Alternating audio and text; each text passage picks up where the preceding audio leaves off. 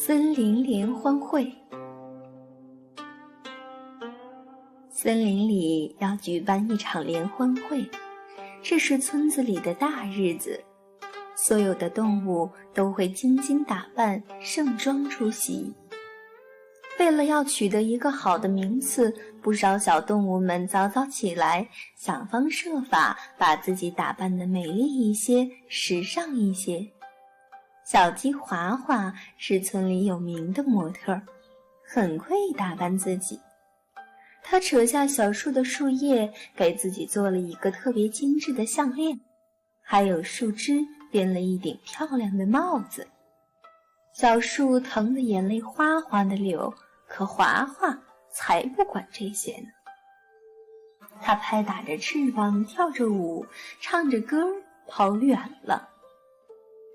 小羊丽丽向自己的妈妈求助，妈妈专门给她做了一条花裙子，可是丽丽觉得不够好看，于是她从花园里摘下了几片花瓣戴在头上。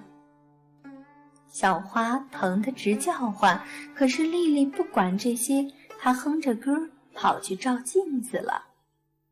小松鼠双双正为自己的着装发愁，她没有漂亮的衣服，也没有好看的装饰，心里正为联欢会而发愁。当她从花园路过的时候，看见了小树和小花，她不忍心伤害它们，看见他们哭了，他还主动上前安慰他们。小树和小花非常感谢双双，他们叫来了自己的好朋友花蝴蝶、萤火虫和小蜜蜂，让他们帮双双的忙，帮助双双取得好成绩。联欢会终于开始了，华华和丽丽时尚的装扮引得场下观众一片赞叹。当双双上台表演的时候，花蝴蝶做她的伴舞，在她身边翩翩起舞，小蜜蜂为她唱着好听的歌曲，萤火虫一闪一闪为她带着灯光。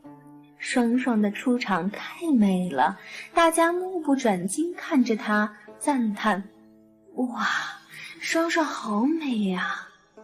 最后德高望重的猫头鹰博士宣布了这次联欢会的第一名，自然非双双莫属。双双心地善良，不忍心因为个人私欲而去伤害别人，所以得到了小树和小花的帮助，从而赢得了这场比赛。